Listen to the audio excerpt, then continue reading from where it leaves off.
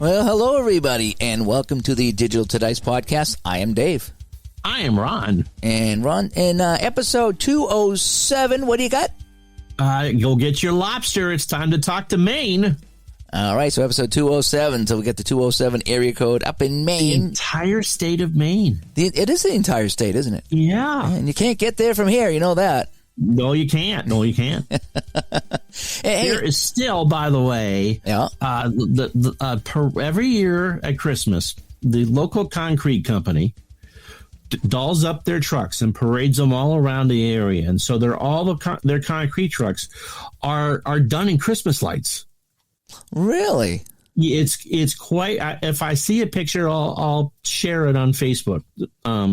It is quite something. But we recorded this entire show with that going on, with all the horns honking on behind me. So if that's what you hear, that's what it is. But it really is. It's kind of like the Christmas trains that you see.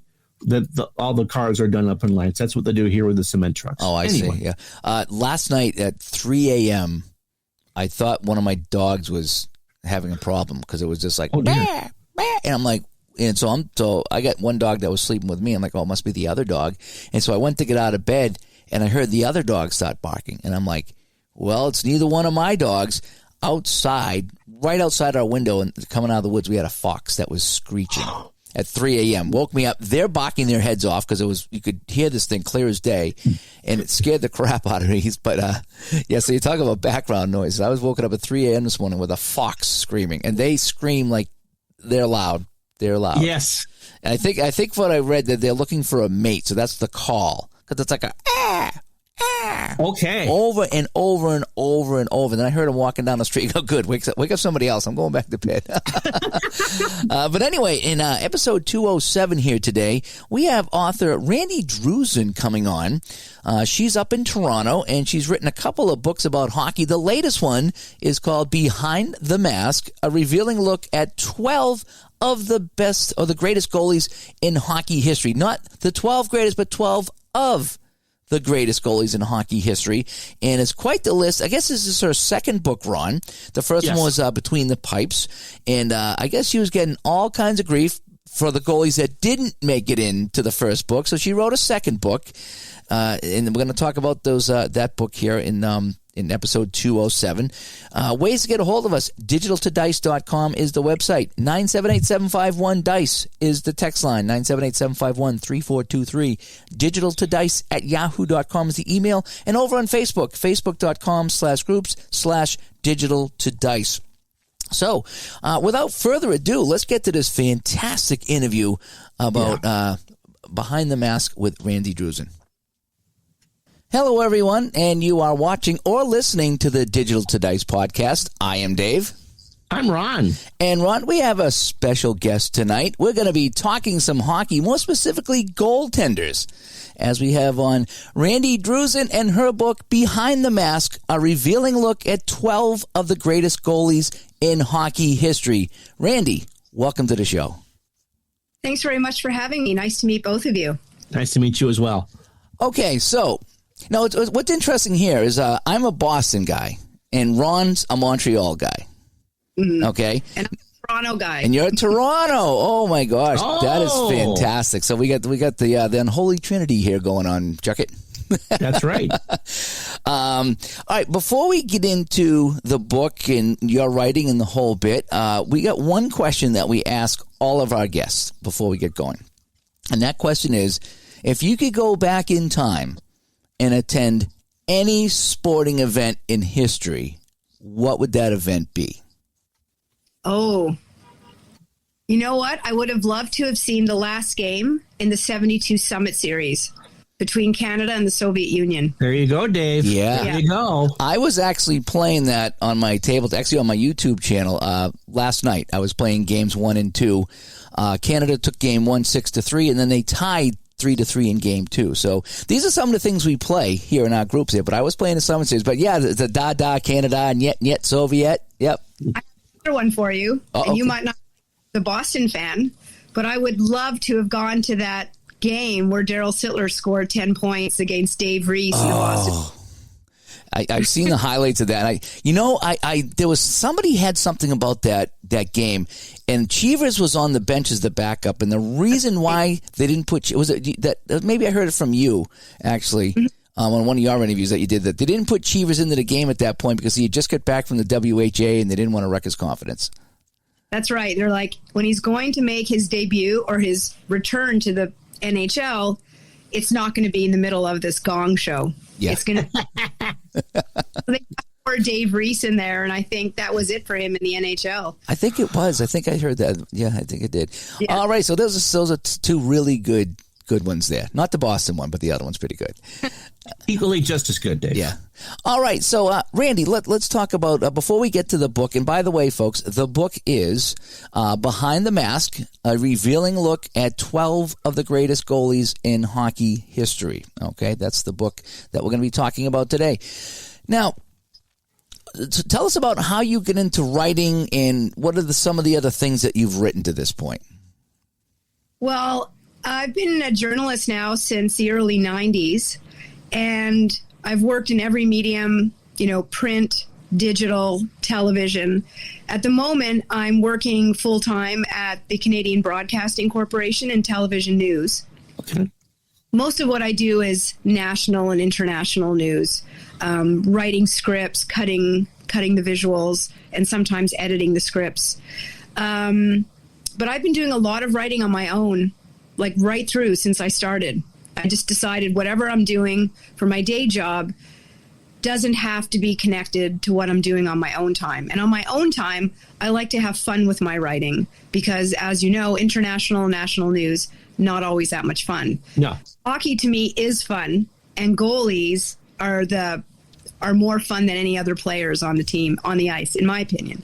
So I wrote a goalie book about 10 years ago, Between the Pipes, and I got so many emails and letters from people demanding to know why this goalie or that goalie wasn't in the book. And then last year when I got the itch to write another book, I thought, this is the way to go. Write another goalie book and, stop getting those emails from Tony S. And so is this 12 additional goalies or is this a revision of your first work? Oh, no, it's totally separate. The first book had 12 goalies. This book has 12 more goalies. Okay. It's actually very interesting because I am getting a lot of comments on Amazon and elsewhere saying, hey, where's Martin Brodeur? Where's Jacques Plante? Where's Bernie Perron? Well, the answer is they're all in my first book. Okay. So I'm constantly saying on Facebook and elsewhere, like, those guys are in my first book. It must be really hard for anybody to write a book or come up with a list of the best or some of the best that, it's all about different opinions. And, you're just going to get heat from the people that, hey, again, what about this person? What about this? Like, what's the best rock and roll band or the best musician? You just can't name that because this, yeah, Led Zeppelin, yeah. And you're right. You're right. And I have, I've received that kind of feedback on the first book and this one. In the first one, it was, why is Ron Hextall in there? And in this one, it's, why is Mike Palmateer in there? I'm just getting it all the time, and I'm fine with that. It's part of the conversation. Here's a true story about Ron Hextall. He was playing at the Boston Garden one night in, I want to say, the late 80s, and we got tickets and went, and I had a couple of beers, and I was up in the top section, and I didn't like Hextall at all. And he something happened, and he looked at the ref, and he yelled at the ref. Now, back then, it was one ref, and there was like no penalty or something like that. So the ref skates away, and he found a bunch of snow on the ice, and he shot the snow at the referee while he was skating away. And I was like, oh, this guy's such a jerk. I can't stand this guy. So there I am, swigging beers, and I start chanting, Hextall, Hextall, right? And everybody around me is like, would you shut up? Would you shut up? And then my buddy goes, wait, listen. And the whole garden's chanting Hextall. Trying to get on his case. It was a fun time. You're a trailblazer. I was. I'm not saying the guy I was started it, but that night I started the Hextall chant, He wasn't popular with a lot of opposing players and fans of opposing teams, that's for sure. Yeah, and now he got credit with that goal against Boston, which I still don't get why, if they shot it in and he tried to shoot it once, that they just would dump it in again and let him take the shot again. It's almost like they wanted him to score that goal. Yeah. Well, I mean, a lot of goalies have that ambition. I thought a lot of people thought it might be Jacquemin because he had this tendency to wander out of his net. But in the end, he didn't cut it. So he still has not scored a goal, and he probably won't at this stage in his life. So I think the modern goalies, with the sticks being the way they are, and they practice the shooting and the whole bit, I thought it maybe would have been Barrasso, because Barrasso was really good at shooting the puck as well. He's a local guy here too, here in Massachusetts, where I'm from, and I got people that played against him, and they're like, we would play, like high school hockey against Barrasso, because we dump it in the zone, and Barrasso would just throw it back out. We couldn't, have, he was that good with it, Like having a third defenseman. Yeah. And who's the opposite? Tony Esposito was the opposite, because for the book I interviewed Dennis Hull. There you go. I interviewed Dennis Hull, and he told me that a really funny anecdote where he said at one point Tony Esposito had the puck, and Hull was in the corner kind of, expecting some kind of play. But Esposito just panicked and covered the puck because he was not a goalie. He was comfortable handling the puck in that way. What about Mike Liut, who always would seem to come out of his crease to play pucks, at least in those later stages at Hartford when I started to watch hockey? Yeah, his name came up a few times during my interviews, but to be honest, full disclosure, I don't know too much about him. I know the name, I've seen him play, but I don't know too much about him. What about goalies intrigues you to begin with? Let's start with that. Well, if you think about it, the goalie's experience of a hockey game is almost like the closing pitcher's experience of a baseball game. Yep. So it's sort of a solitary pursuit within the context of a team sport.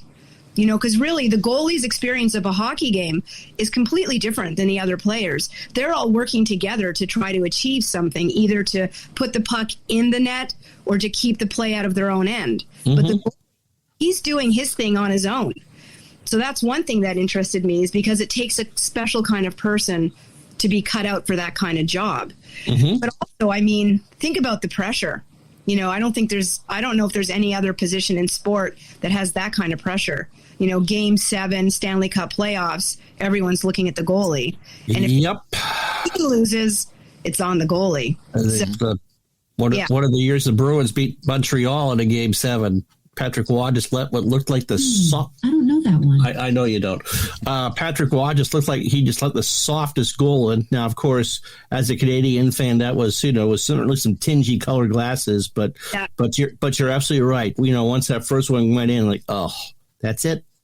And you know what? With Patrick Waugh, he had this something else that all the goalies have, which is this supreme self-confidence. Like that last game in Montreal when he got shelled. Yeah. I think any other goalie would have been like, maybe I'm not as good as I've been saying I am. But he just thought, no, I'm still the best goalie in the world. I'm going to go to Colorado and they're going to win a cup with me. And guess what happened? It's that kind of confidence that all the great goalies have. They have different styles, different personalities, but the one through line, the one commonality among all the goalies is this supreme confidence. And memories like goldfish. Right? So they have an awful game. The next day, it's gone. It's not in their heads.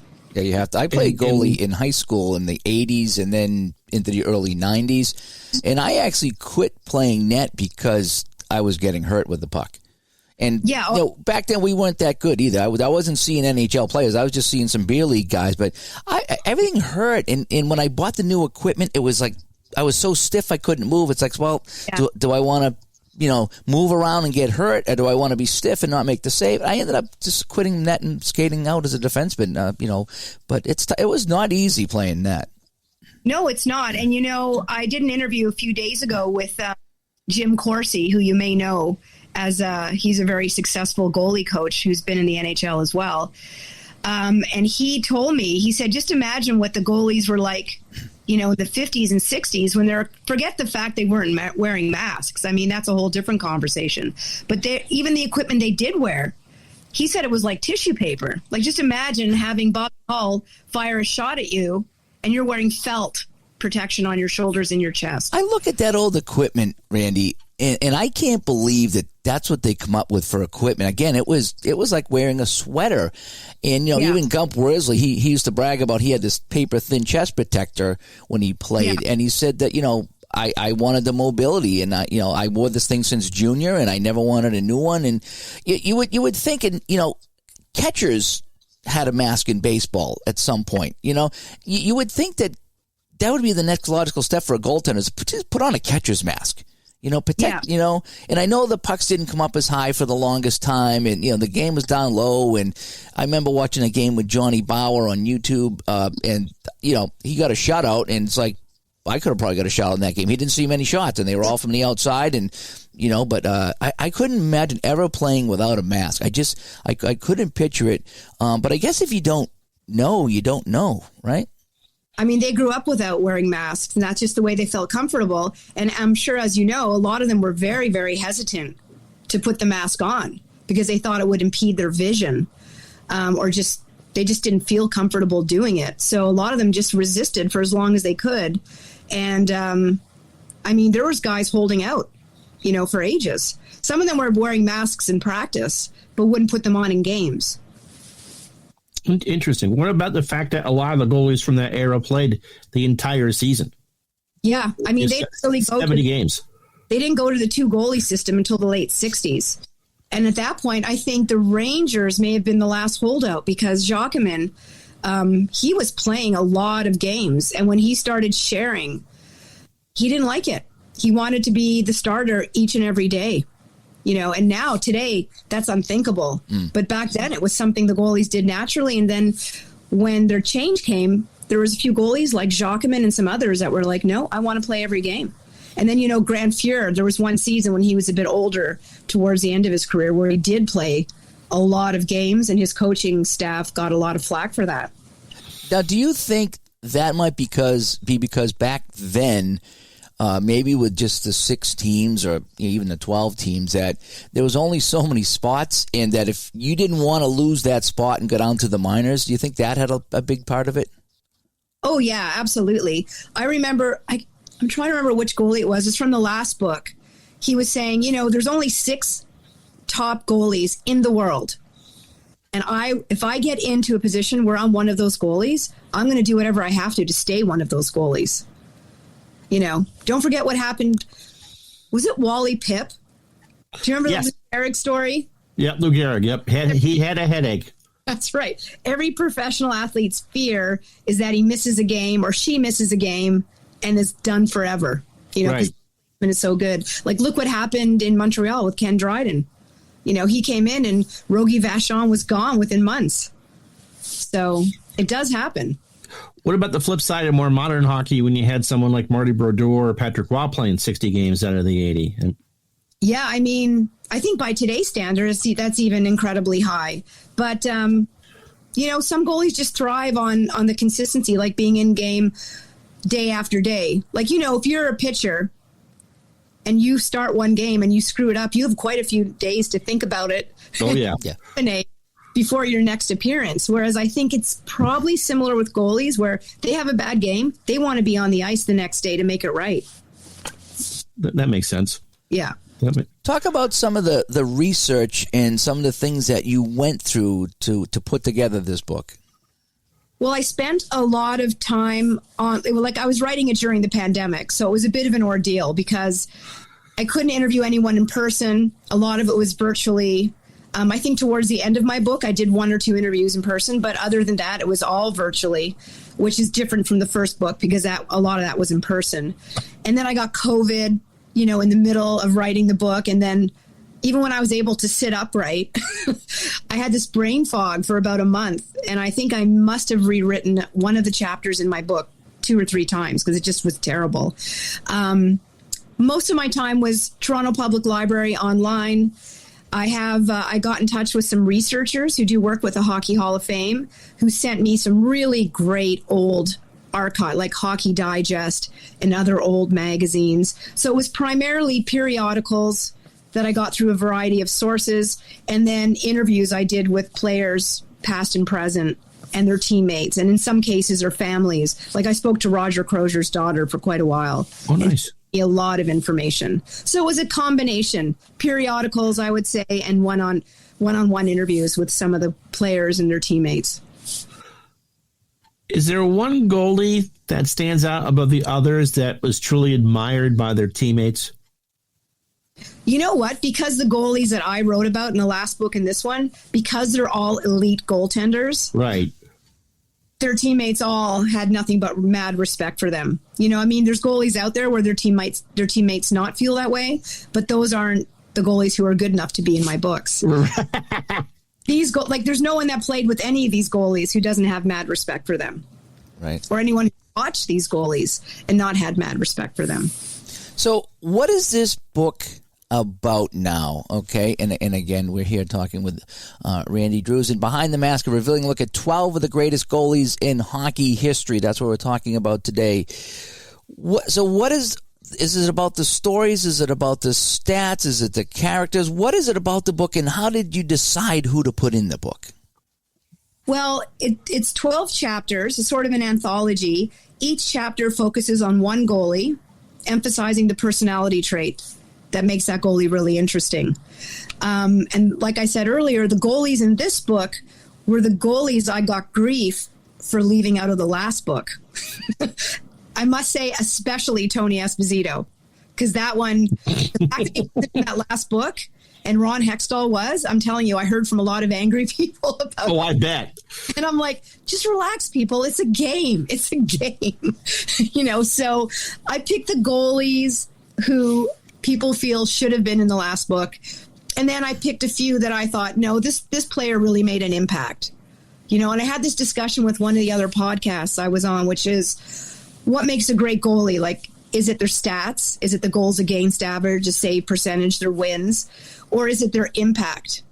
And I think it's their impact. So you can make the argument, Ron Hextall didn't have the best stats of all goalies, but he sure did make an impact, with his ability, with the stick handling and that. So I would say impact was the one thing I did, or one thing I considered when I was choosing the goalies.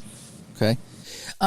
What were some of the fun things that happened during the writing of this book? Aside from COVID?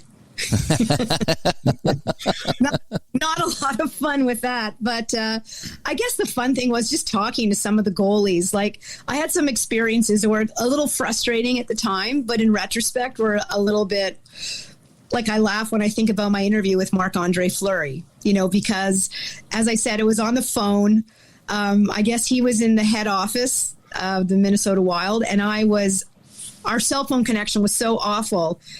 He would say something, I couldn't hear him. I would say something, he couldn't hear me. I think we tried it 2 or 3 times and got through it, but it was so choppy that when I went through my notes and I listened to the recording of the interview, I wasn't 100% sure of what he was saying. So I wrote everything out and sent it to the PR department and said, can you run this by him and let me know if I got it wrong? So that was kind of entertaining. I had an interview with Tiger Williams, who played with Mike Palmateer.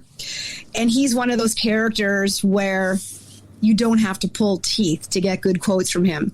You just say, hi, it's Randy, and then boom.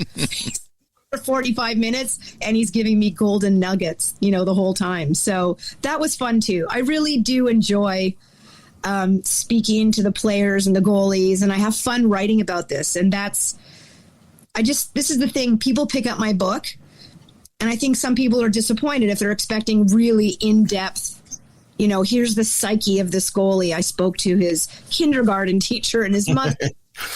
It's not like that. It's fun. It's a fun book. It's a fun read. That's the way it's intended, and that's the way I hope people take it. What drew you to Palmateer? Hometown hero for you growing up? Or down here for me, when I first started watching hockey, I mean, those were the players I was watching. When I was 6, 7, 8, was Palmateer, Sittler, Lanny McDonald, that group, when they actually had a good team that was capable of winning playoff rounds.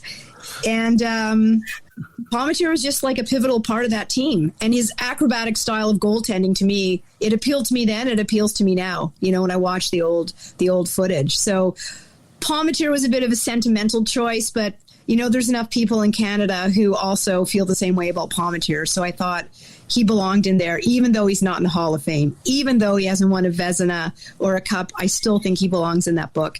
And I know I'll get grief for saying that. No, it's your book, and again, a good goaltender in an era where you said they didn't ever win the Vezina, wasn't Dryden and wasn't, Chico and Billy down on the island either. Yeah. They're all amazing goalies, but I know as a Montreal fan, you'll remember that Palmateer in one of his first games shut down the Canadiens.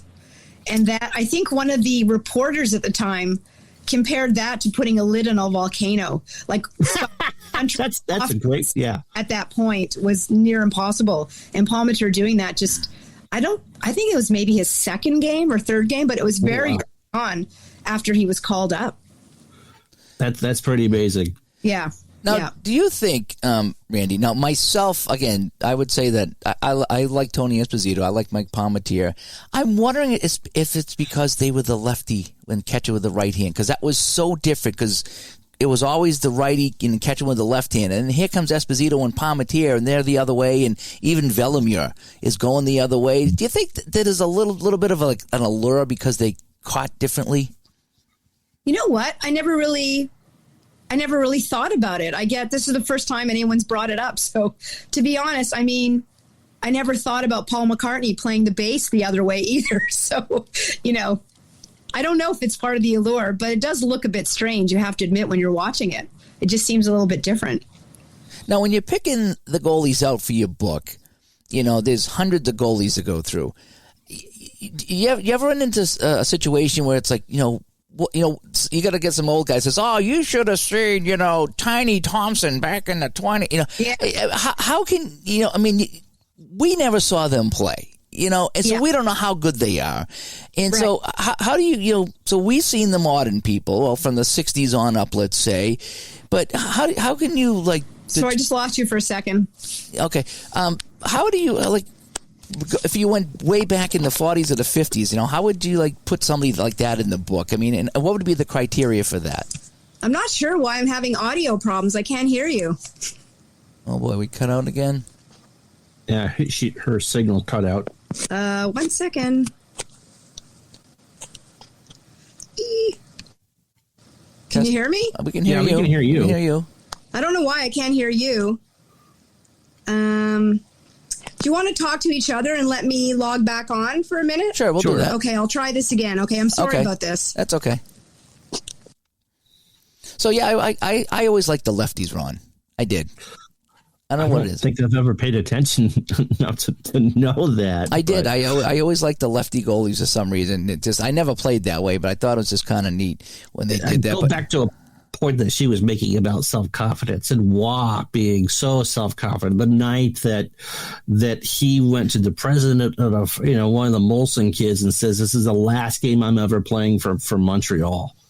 Yeah, that was an incredible day. Just to sit there and go, just the amount of huevos that Waugh had to. I watched that game live, and I called a buddy of mine. I said, "You need to turn this game on because this is Waugh's last game in Montreal." Yeah.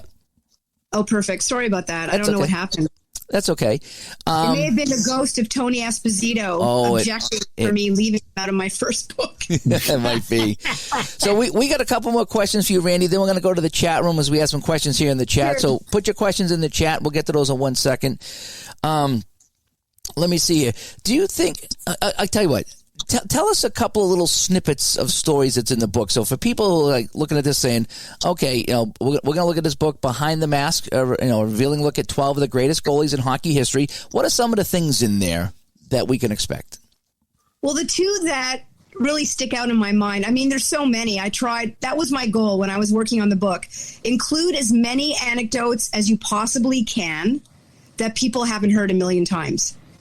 Right. So, when I opened the Cheevers chapter, my temptation was to talk about that incident where he went into the dressing room. The trainer put some stitches on put a stitch in his mask, and he went back on the ice. But I thought, you know what? Everyone knows that story. So I'm not going to start with that. So I did some digging, found some other stories. I found out that Randi Druzin, for example, when he was playing in Los Angeles, there was some kind of promotional event during a practice. He was scored on by a chimpanzee. So that was interesting. Or, Henrik Lundqvist appearing on the Jimmy Fallon show playing Guns N' Roses on a rainbow-colored guitar. And then you have all sorts of, like Jerry Cheever's interest in horse racing. And Mike Palmateer's tendency to eat popcorn, in between periods by bouncing the kernels off the wall into his mouth. I mean, it's just one after another. And Roger Crozier, with the pancreatitis and the ulcers and the fact that he quit mid-season during the prime of his career and went up to his home in, cottage country north of Toronto and decided he was going to be a carpenter until they came and brought him back. There's just all sorts of really colorful anecdotes, and that's what attracts me to goalies. That's what I like writing about. Like I said, I like to have fun when I'm writing, and this is fun stuff. And you know what? One thing that I still laugh about when I think is, in the 76 Canada Cup, Randi Druzin was one of the best players. He was given an award, and guess what that award was? Think about it, 1976. The American Spirit? Wagon with that faux wood panel on the There front. you go. Oh! Yes. I'm like, when I interviewed him, I'm like, do you still have that station wagon? Oh! I don't. But, that was amazing. I loved reading about that. Some of the more recent goalies, because, we're around now, I know a lot of those stories. But with the older guys, there's just stories that I came across and I couldn't stop laughing. The chimpanzee was one of them. You've talked with some of the older goalies, and you mentioned that you talked with Marc-Andre Fleury in the PR office for the Wild. Yeah. How much more? Now I lost my question here. Talk about how the game maybe became more corporate over the years. I worked for Bleacher Report a few years ago, and I had the chance to talk to Craig Kimbrell at the MLB office in New York City in Park Avenue, and he had his agent and a representative from MLB with him just to ask him softball questions about the World Baseball Classic. There was going to be nothing there that was anything off script, but they were so scared that I might say, so tell me, who's shooting B12 in the Braves locker room all that there. Yeah. Talk about that transition from, as you said, coming to pull players out, quit midseason to give them station wagons to really having this conversation, in this office.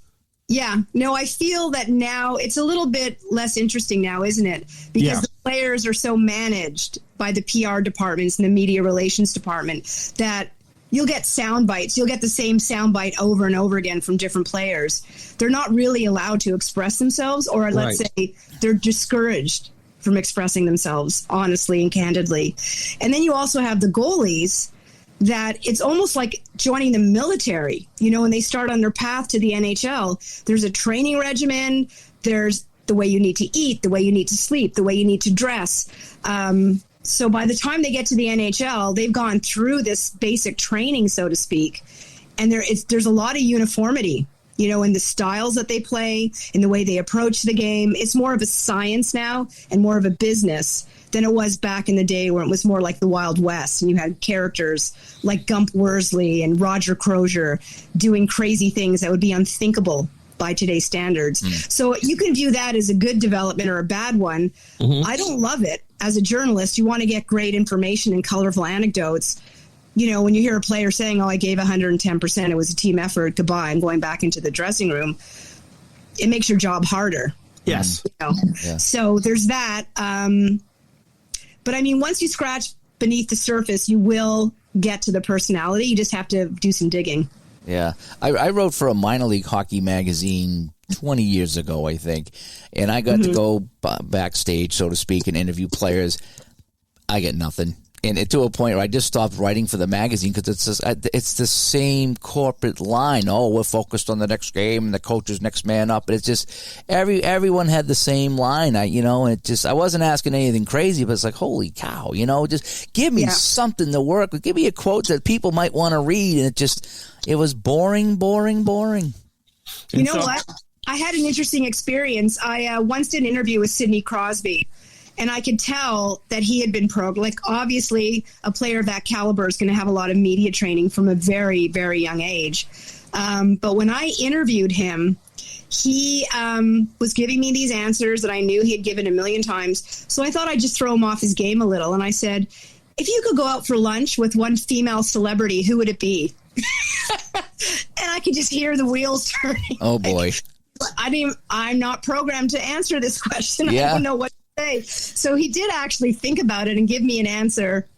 I know you're going to ask me who it was. I think Alyssa Milano. Does that sound Okay. Oh, really? Okay. Yeah, I think so. But She's a huge sports fan, too. So is she? Yeah. Yeah. So, Huge baseball fan. and I said that made sense to me because I have a male friend that said she's so beautiful you can't look at her. It's like looking at the sun. So Oh, wow. I'm like, that makes sense that Sidney Crosby would feel that way. So how soon after they retire do Yeah. they let their true personality start to show when you talk with players? Oh, I think it takes a while. Like, I interviewed Lundqvist, and he just retired recently, and he was Right. still professional. You know, he was giving me the same answers I'm sure he gives a lot of journalists. But then you speak to Jerry Cheevers, who's been, away from the game for decades, and he's perfectly happy to say whatever's on his mind. Yeah, the old school. Same with Grant Fuhr. So they were both very candid. And I feel at this point, they're like, Grant Fuhr's in his 60s or just 60, and Cheevers is much older than that. So they're like, why not? Like, what have I got to lose at this point? I heard a story of, one of the goalies. It might have been with the California Seals. Anyway, it was one of the lesser teams. And, during the warm-ups, Cheevers come out to center ice and the other goalie come out, and they were just chatting away. Yeah. And this guy's like, hey, how's it going, Cheesy? And thinking he's going to talk hockey. And Cheevers is like, well, I just spent, $100,000 on this racehorse. And I hope it does, because he was big into racing. And, and this guy was flabbergasted that right for a big game, he's sitting there talking about the horse that he bought. And this guy's like, you spent $100,000 on a horse? He goes, I don't make that in 3 years playing hockey. Yeah. No, I mean, it's really amazing that during the playoffs, like in some of the very, very tense moments during the playoffs, journalists would go into the dressing room before the games, and Cheevers would be sitting there with a cigar in his mouth, reading the racing pages, reading the racing news. And that's just the way he was. Like I said, in those days, it was less regimented, less restrictive, and there was less uniformity than there is now. So it was easier for players to express themselves and just to be whatever they wanted. Like with Cheevers, I did an interview with Tretiak, actually, through a translator, of course. Oh, wow. Nice. And Tretiak said that Cheevers really made an impression on him for a number of reasons. One is because he was a great goalie, a good clutch goalie, right? Like, great under pressure. He also had a very likable personality that he would tap Tretiak on the pads, to wish him luck before a game. And then Tretiak said, great guy. I don't know how he was such a great goalie, considering he smoked so much and drank so much. But, we just thought it was the Canadian way of life, which I guess it kind of is. So. Talk a little bit about Grant Fuhr. I mean, for most of the people who listen to the show look at stats, and if you look at any 80s goalie, they're going to go, why is this person considered one of the greatest in history? It gave up close to 4 goals a game, save percentage 890 or whatever. And no. I mean, you've never hear anything bad about both Grant Fuhr and Andy Moog. So what would you tell someone about what made him stand out, or what should people know about that era that may not be apparent from looking at a hockey reference page? Well, I mean, in those days, it was really a run and gun era, and the Edmonton Oilers epitomized that. They had such a powerful offense, kind of like the Canadians in the 70s. Right. There's some people who've argued they were even better than that. So Grant Fuhr didn't need to post shutouts. He just didn't, because he could have 5 goals go past him. Gretzky would score 3. Messier would put in another few. Yeah. So it wasn't that important for him to stop every puck. But when the chips were down, when the game was on the line, nothing got past him.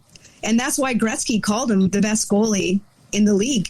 I don't know if it was the best goalie in history or the best goalie in the league, but he did say some very high praise about Grant Fuhr. So, I mean, that's what people should know. Don't look at his stats. Don't look at his stats. Look at how he came through in big games, and look at what his teammates thought of him. How did he get past the Steve Smith own goal? I mean, that must have messed with a lot of heads. Well, it definitely messed with Steve Smith's head. I mean, can you imagine? I think Grant Fuhr's quote was like, you know what? It's hockey. Crap like that happens all the time. Like, he was really very laid back at the time, and when I interviewed him too, and I expected maybe something a little different, but no. Like, what you see in those interviews, those televised interviews, is what you get with Grant Fuhr. That's just the way he is. And the really interesting thing is, I did ask him about race, and I said, hey, you were a black hockey player coming up in the leagues, in the 70s and the 80s. What was that like for you? And he said, I didn't even think about it. Like, maybe it was an issue for some fans, but it certainly wasn't for him. Or for the other players on his team. He was, I don't know if you've looked at the book, but there's this incident where he applied for membership at a golf and country club in Buffalo when he was playing with the Sabres. He was denied membership, and that became a little bit of a scandal because people assumed it was because of his skin color. In the end, he just joined another club, and he just sort of shrugged when people asked him about it. It's like, no big deal. Not an issue. He doesn't want to be remembered as a black goalie. He wants to be remembered as a great goalie, and that's what he was. Right. When we talk about goalies from the past that didn't wear masks, did you do any interviews with any of them or any of their family members and that just talk a little bit about the craziness of not playing with a mask? Well, for this one I didn't, but for the last one I did. I mean, I interviewed Johnny Bower. I interviewed Glenn Hall. Wow, Johnny Bower, I actually went to his place and he took me into the garage in his place and showed me, a pair of goalie pads he'd worn in 60 something. His whole basement was like the Hockey Hall of Fame with all the memorabilia there. But he's a small man, like he's about my size. I'm only 5'5". He wasn't much bigger than me. And he was really unassuming, but he had hands the size of pizza trays, And I remember he was very funny when I asked him, I said, how did you manage to face Bobby Hull's slap shots? Because he said, I didn't. I kind of just like covered my midsection and hoped that it wouldn't kill me. So I feel, and Bernie Prawn said something similar about Bobby Hull. So I think without the masks, it was just like, oh, well, let's just go out there and see what happens and pray for the best. Now, right. Cheevers, there's a story Bobby Hull said about Cheevers where they were on a power play and Bobby Hull went around one of the Bruins and wound up to take the shot. And as he looked up, he saw Cheevers get out of the way. And he said he started laughing so hard he almost missed the shot, but he shot it in the net. And Cheevers just looked at him and went like this, no way. Whatever. Yeah. And there was another stories about Cheevers that was playing. They were on the road and they were up 6-2, 5-2 in the last minute of the game. And the puck went into the slot and somebody teed it up and Cheevers skated out of the way. And he let him score the goal. And it's like, I don't need to take this shot. We're up by 3. There's less than a minute left. I just don't need to take this shot, And so there's a couple of funny stories about Cheevers doing crazy stuff like that in the middle of the game. I know he did that in practice. Like you read about some goalies and they're in practice, they do not like to be scored on. Like Dominik Hasek, do not score on him in a practice. And there was others, same way. But with Cheevers, it was like, it's just a practice. I'm just going to stand at the side of the net, let my teammates shoot at it. Again, that wouldn't fly today, right? Because everything is so regimented that he'd be like on his way to the minors. Oh, yeah. Yeah. And I got one more question for me, then we'll go to the chat room, and then we'll get you out of here, Randy. Do you think that there's a difference between personal opinion between who you feel the best goalie is and who you feel your favorite goalie is? Yes. So I'll answer. I have two different goalies for that. In terms of the best, I feel that no one's really in a position to make that comment because we have a generational bias. Like, who among us has seen Terry Sawchuk play? We never see George Vezina play or Clint Benedict. I think, we've only seen goalies in the 70s, 80s, maybe late 60s. But who is Mr. Zero? Is that Tiny Thompson? Was that Brimzak? Brimzak.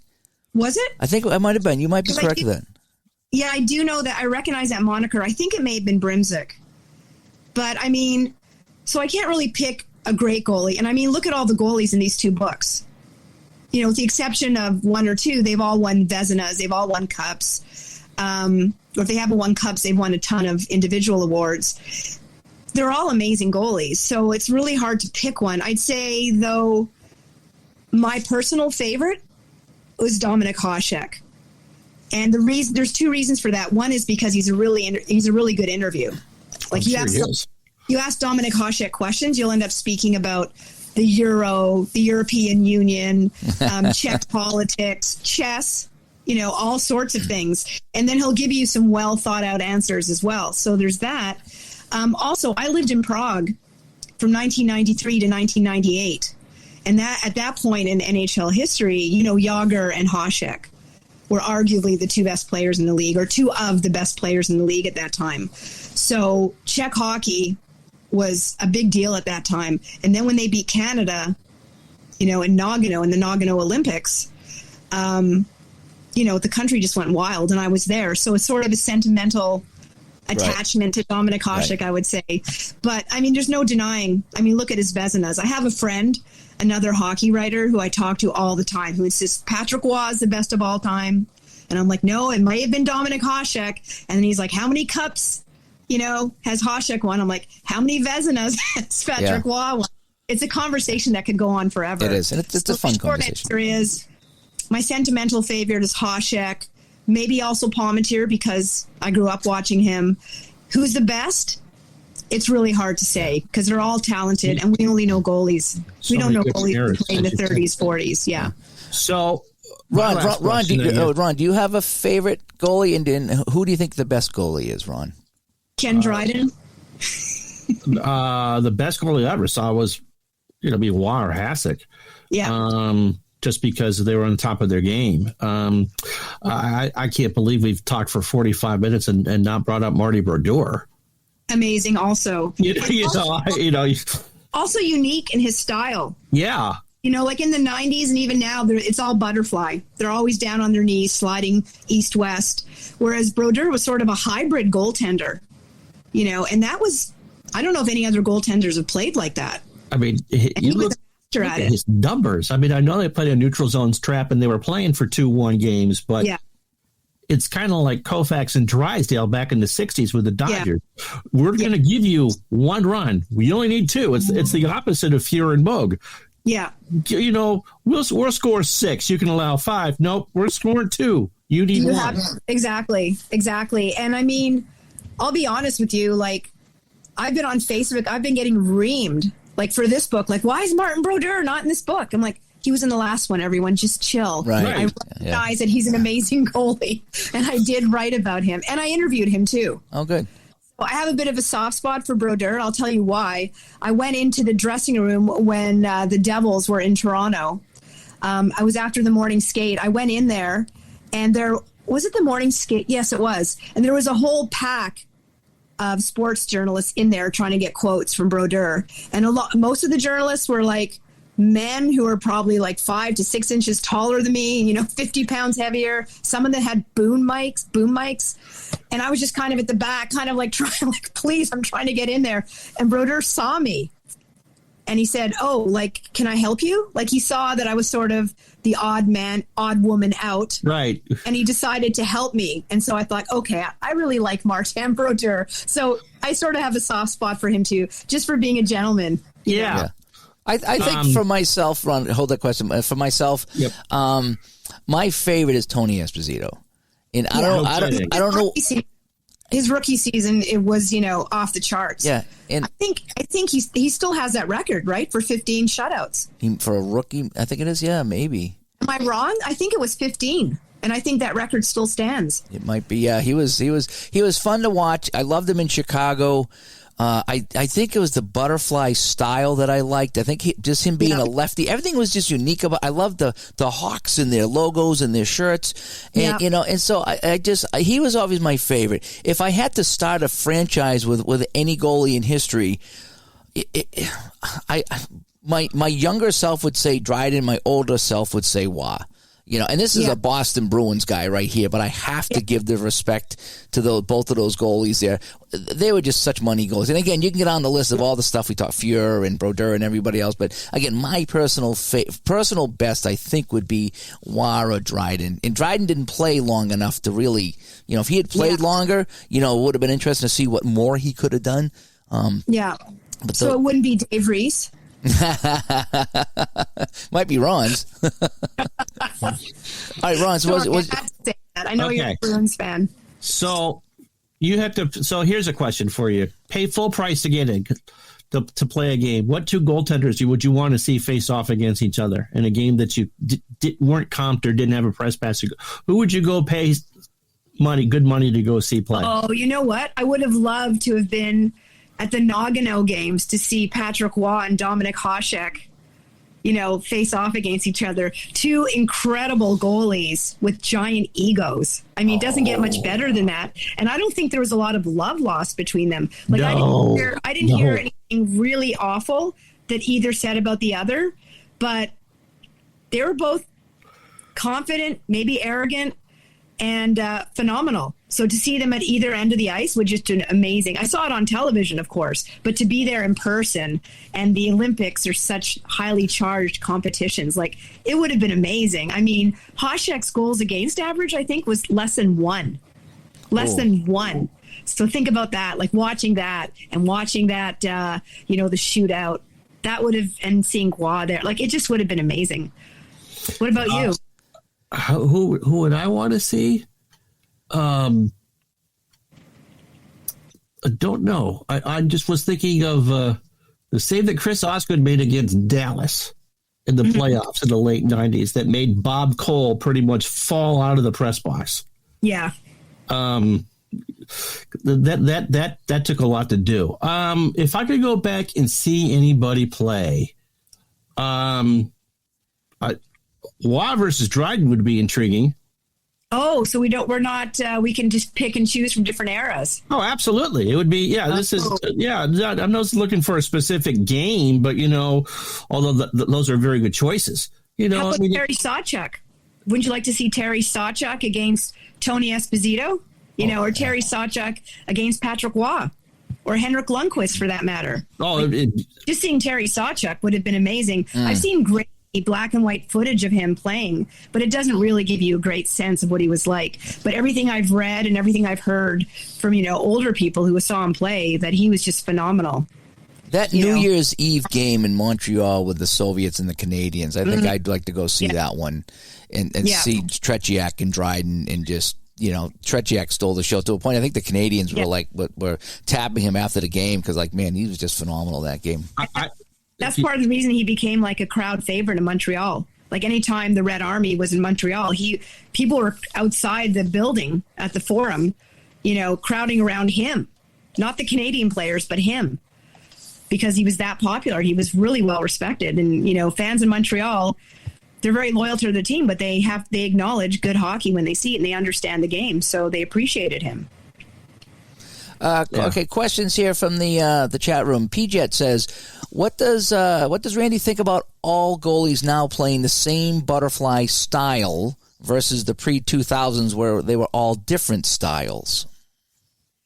I have mixed feelings. Like, on the one hand, the athleticism is phenomenal, and that's great to watch, but it's a little bit boring.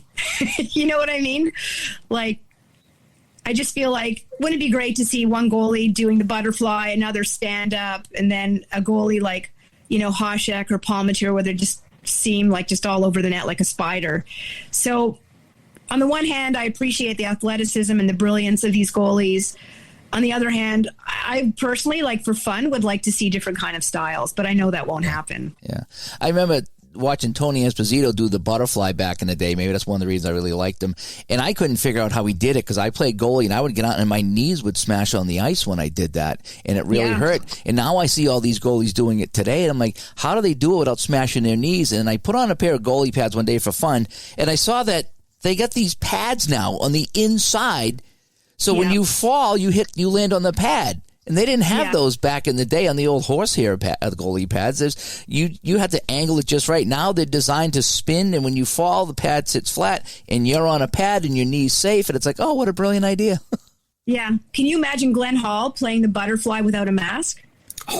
No. So you're down low on your knees, and you're not wearing a mask. Think about that. Yeah. And he's still alive. He's still alive. So, so he survived it. Phil has a question here. What are some of the goalie superstitions that you've heard about? Oh gosh, superstitions. I'm trying to remember. Oh, I know one that comes to mind right away about Tony Esposito. He didn't like, was it Cheevers or Esposito? Oh no, now I'm going to embarrass myself. It's one of those two that did not like having sticks cross in the dressing room. Oh. Like players could have sticks around, but God forbid if two sticks were crossed over one another. You know, that was a superstition that kind of made me laugh because the players would go out of their way not to cross their sticks. I'm trying to remember now which one it was.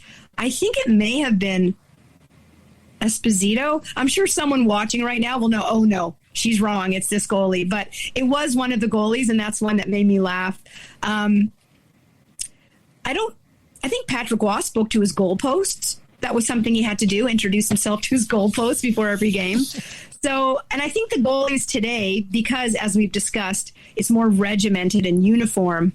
I think the goalies today, if they do have superstitions, they're not going to tell you. I think I asked Martin Brodeur if he had superstitions. He's like, yeah, I do, but... Well, who was the goalie? Was it Patrick Waugh that wouldn't skate on the line? He would step over the goal line? I mean, or the red line and the blue line?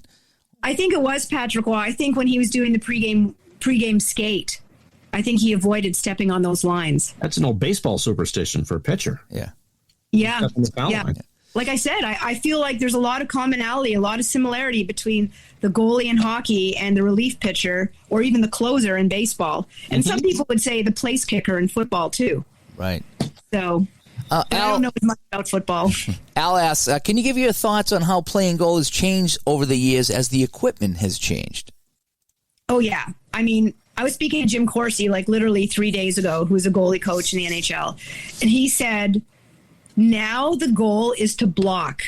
The emphasis on blocking the shot, not reacting to it. Oops. Oh. Block it. Whereas back in the day, you know, that was basically a life and death decision that goalies had to make, whereas they don't have to make that now. The equipment is so good and they're so big that their main objective is to block rather than just to do the kick save or to make the sprawling save across the net. They have to be in the right position to just block the shot, whether it hits the shoulder, the knee, the torso, you know, whatever it is. The emphasis now is on blocking, which is why you don't see those amazing kick saves that we all loved when we were kids. I was just about to say that when I played net, it was kick saves, and now it's just you drop and you're a wall. Yep, you're exactly right. Uh-oh, I've lost you again. Oh, we lost you for a second, but then you came back. Can you hear me? Yeah, we can still hear you. Yep. I don't know why I can't hear you. Should I try to do the same thing I did last time? Yeah, one more time. Okay, I'll get off and get back in. Hold on. Okay. Yeah, back in the day, I mean, that's what we did is we did the kick save and the whole bit. Kick save and a beaut.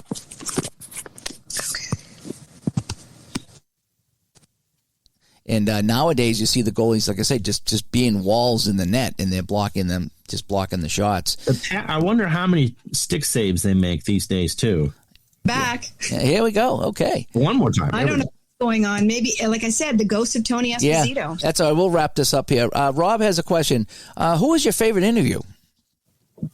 Oh, for this book? Yeah, let's stick with this book.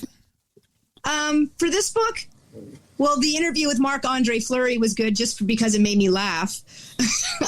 I really enjoyed talking to Jerry Cheevers. And I'm not just saying that because you're a Boston fan. I'm saying that because he was really, really colorful, you know, and quite candid. So I think maybe Cheevers. I also like talking to Lundqvist, you know, just because I'm so interested in his game.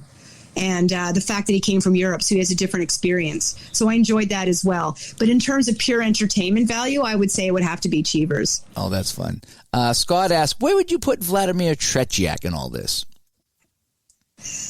That's a really good question. I think a lot of Canadian fans overlook Tretiak because he's not Canadian. Same with American fans. He's not American either. So I also think a lot of fans overlook Hasek. Like, I have this feeling that North Americans tend to kind of dismiss the Europeans a little bit. But Tretiak, I mean, no one expected him to do anything.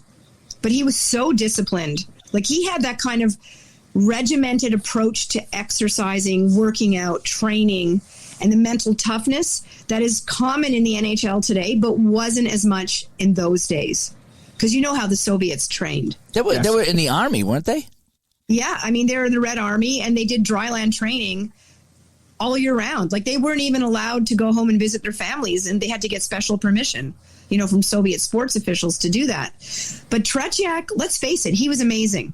We don't like to think about that because we're not European, but he was phenomenal. I mean, there's no doubt about it. And he was playing in an era where there wasn't a lot of video. Like, the North American players didn't know what they were getting with him. And he wasn't 100% sure what he was getting when he was coming over here. And just think of the pressure on him in that Summit Series. And then in every other competition. Like, the pressure not just from fans at home, but from his own sports officials. And from the government, He still managed to be brilliant. Right. And I mean, Tony Esposito once said, hey, in that 72 Summit Series, Canada won. Canada was not the better team. The Soviets were the better team. And most of that is Tretiak and Valery Kharlamov. What do you think about Clark swinging the stick and breaking the ankle? That's a hot topic of debate. Do you want me to give you my opinion, or do you want me to give you what I should say? I'm not a fan of that, taking out their best guy. Yeah. That's a lot of people will say, hey, it was the Cold War. He did what he had to do to win. My feeling is, no, it's a sport, and that's not the way it's supposed to be played.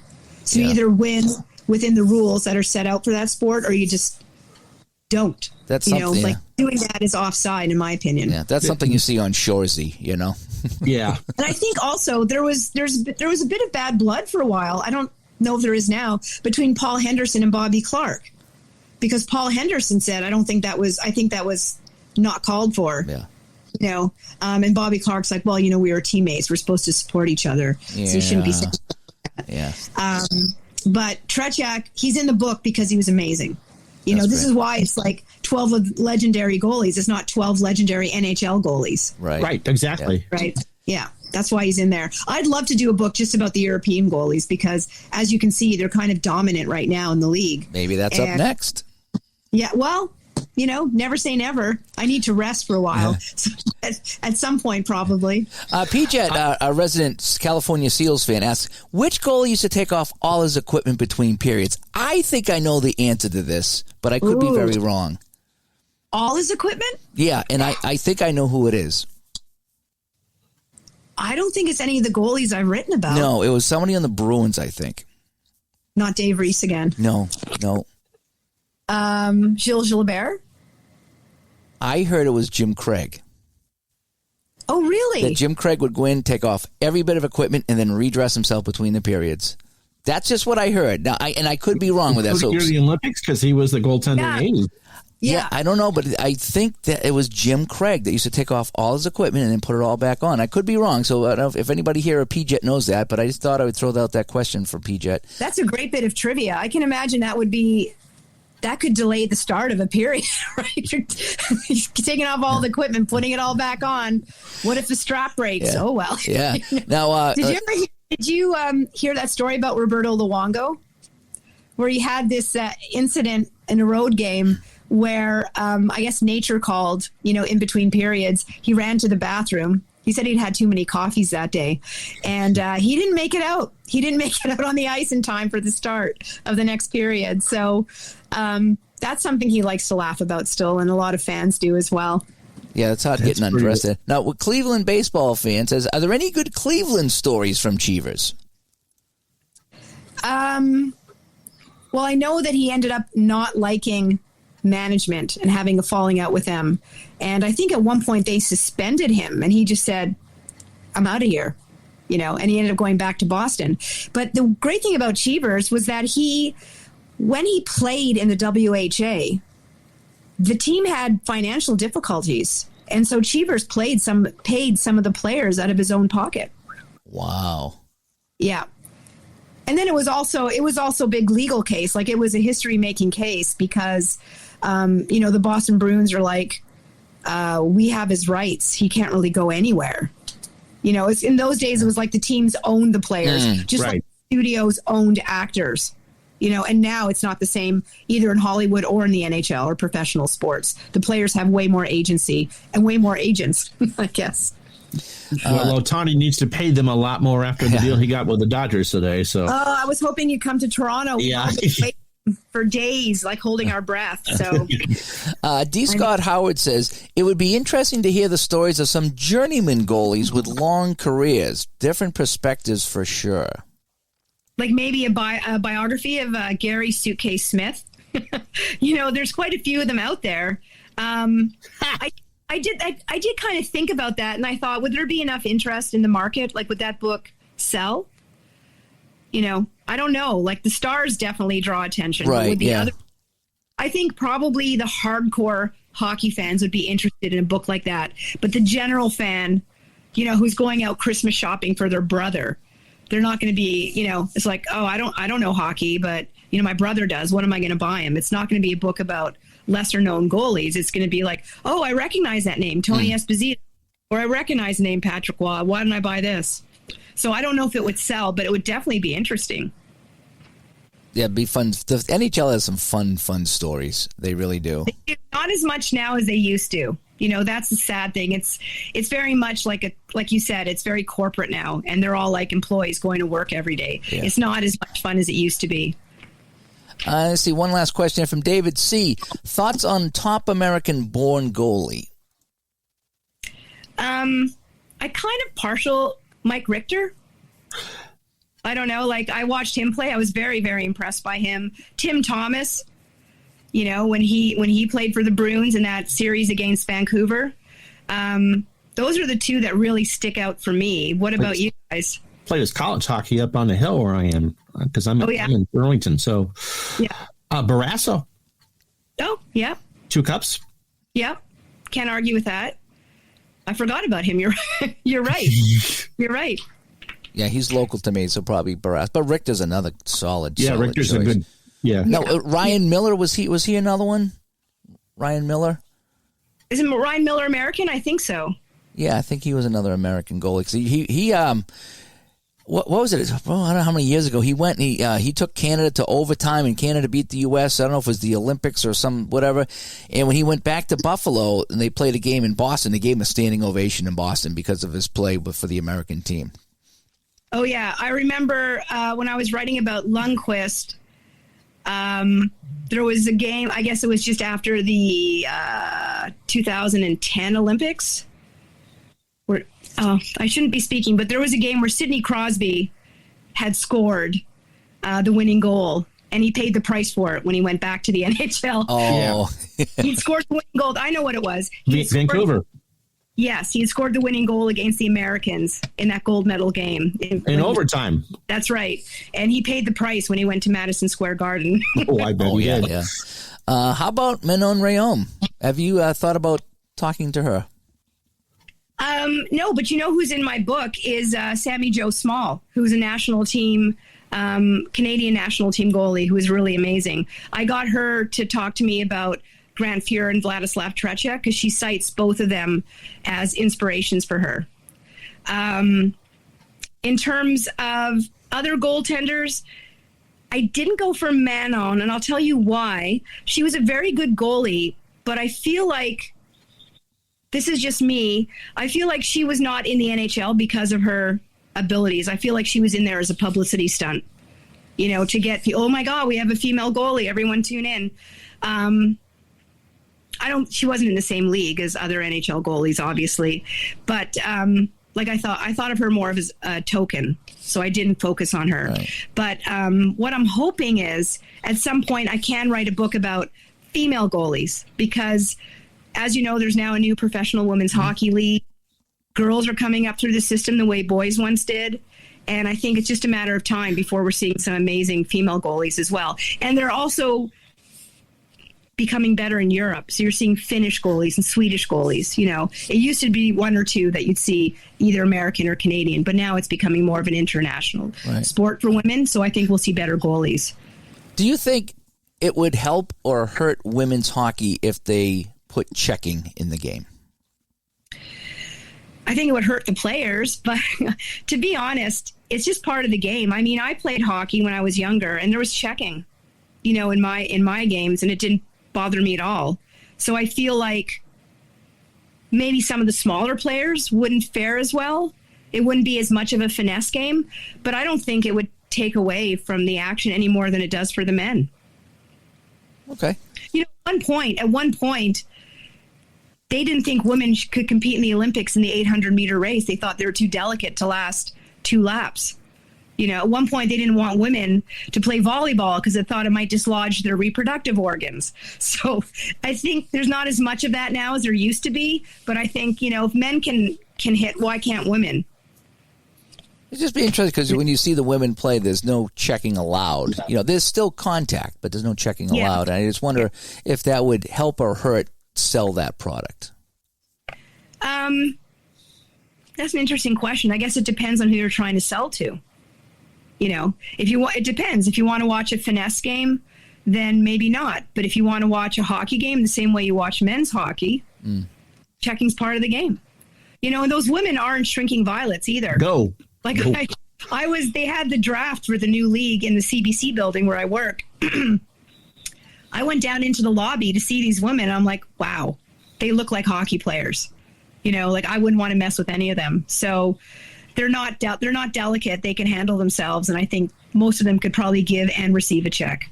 Nice. All right. So we've been speaking with Randi Druzin. Her book is Behind the Mask, a revealing look at the 12 greatest goalies at 12 of the greatest goalies in hockey history. And we need to correct it. This is not 12 of the best. It's 12 of the best. Now, is that 12 out of 100, 12 out of 1,000? We don't know, but this is her second book on goaltenders. So if the goalie is not in this one, it might be in the first one. And what was the name of the first book, by the way? It was Between the Pipes?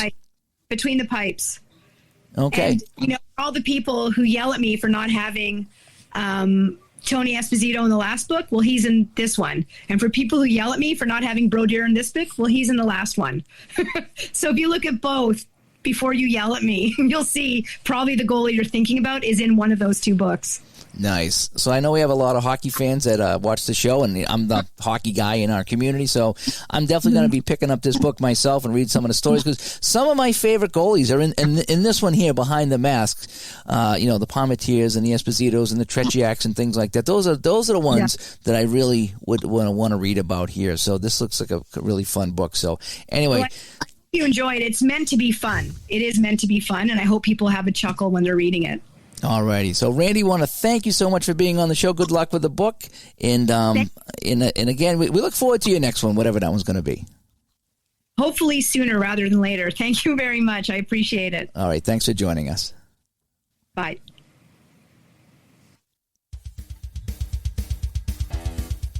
And we are back. And, Ron, that was a lot of fun. Really was. She just said, you could just tell with the older ones, they really had a blast talking with her, and she had a great time talking with them. And I'm glad that she included Mike Palmetier. I am too. I always liked him. Childhood hero of hers, pretty clearly. Yeah. And the fact that she got to write about him and then he got to know about that, that's always awesome. Well, the key is in her book here, it's a revealing look at 12 of the greatest goals, not the 12 best or not the second 12 best. It's 12 of the best. So it's all open interpretation, you know. So, and she could continue to write, 12 more of the best, you know. So it's not a definitive, a list of here's the 12 best. It's here's 12 of the best. Now, how can you argue the 12 goalies in this book? Now, she didn't reveal them all, and I purposely didn't want to ask her that because I want you to get the book. But she reviewed several of them that are in the book. But there's no way that you could argue that these were not included in the argument that they are 12 of the greatest. Right. And so I'm glad that That's how the book was worded, and so that just clears up that. But she'll still get some grief. She even admitted that, like she said, that she'll get some grief. That now, why wasn't this goalie in the second book? So yeah, she could probably write a lot more books to finish filling in some of the greatest goalies. But we really Moog is on line one, right? Yeah, I know. There's so many, and even in the chat room, they were listing all these goalies and goalies we didn't even talk about.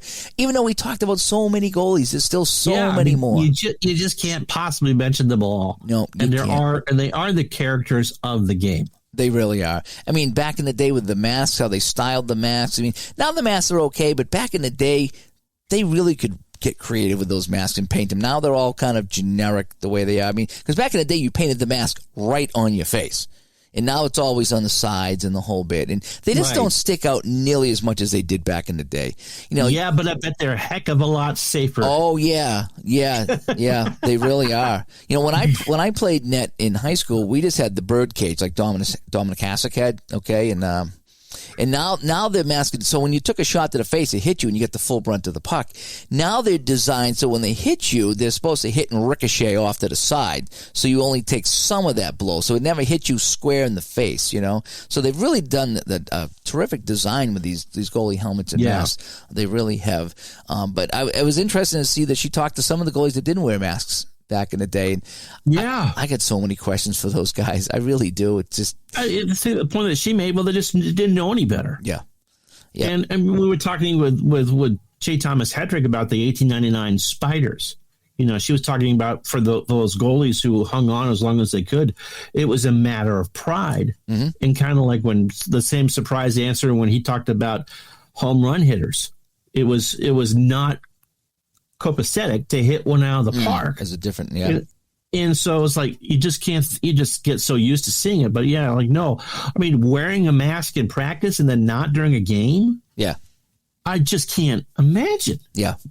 Yeah, and you definitely see better without it. That's no doubt. Oh, I'm sure. Because you got the Jason type mask behind you there, and I can't imagine that early technology. I mean, you've seen the Jacques Plante mask that kind of looks like something that came out of a 50s horror movie, for goodness sakes. I mean, how did you see and how did you not overheat on your face and all that? Yeah. But I remember my uncle telling me that he goes, I remember when they come out with the fiberglass goalie masks, and all the goalies were so excited because they were going to get more protection out of the fiberglass mask, And I wore one time in just a street hockey game, and I took a ball to the face. They actually worked pretty good. They would disperse the blow from the ball or the puck pretty well. Now, I wouldn't want to take an NHL shot to the face even back then, but I mean, just playing locally, I was like, wow, this mask actually did what it was supposed to do, So, yeah. But anyway, ways to get a hold of us here on the show. digitaltodice.com is the website. 978-751-DICE is the text line. Send us a text. We may not read it on the show. digitaltodice@yahoo.com is the email. Over on Facebook, facebook.com/groups/digitaltodice. And if you'd like to support the show on Patreon and jump into our Discord channel and chat with us, patreon.com/digitaltodice. So those are all the ways to get a hold of us. Again, we want to thank Randy for joining us and talking some hockey tonight. There is nothing better, Ron, when we have the authors on. We could go all night. J. Tom McKettrick was on forever with us talking. 2.5 hours with him. Yeah. And I forget the gentleman's name who wrote the WHA book. I could have talked with him all night. And it's just it's like just sitting around with friends and just reminiscing when you do this stuff. Even though they don't game, it is a common interest. They bring something to the table. Mm-hmm. She was at least familiar with some of the stuff that we were talking, the gaming stuff. And I think that there's a deep interest for what they were writing about, whether they're reliving it. They're actually talking to the people who played it. Or whatever. We just roll dice or hit buttons for that. But yeah, I mean, it is the same thing in theory. Well, let's put it this way. Tonight, when we sign off, I'm going to play some hockey, and I'm going to be playing some of the people that we talked about tonight. Yes. So that's the relationship. So now when I'm playing, when I'm playing these games, if I play Crozier or if I play Esposito or if I play Cheevers tonight, I'm going to be thinking about these stories that we talked about, and it brings more of a human feel to what we're doing here when we play these games. It really Absolutely. does. So, all right. So we want to thank everybody that listened in. I want to thank everybody that joined us live on YouTube. We recorded Saturday night, December 9th on 2023 is when we did the live show here. Let us know what you think. Let us know who your favorite goalie is. And again, you can have a favorite goalie and you can also have a best goalie, and they don't have to be the same. So we'd like to know who you think it is. And if you get the book, let us know what you think about the book. I'm going to go on Amazon right now and I'll probably grab both of them if they're on Amazon tonight so I can read them. And because I love old stories like that. I really do. I think I have Phil Esposito's book. I think I have Dryden's book. I have a lot of hockey books in my library, and they're great, to hear from those stories from back in the day. They really are. So, all right, I am Dave. I'm Ron. Are you sure you're Ron? No, I'm not. All right. Yes, I am. All right, we'll talk to everybody later. Good night, Portland. Bye-bye.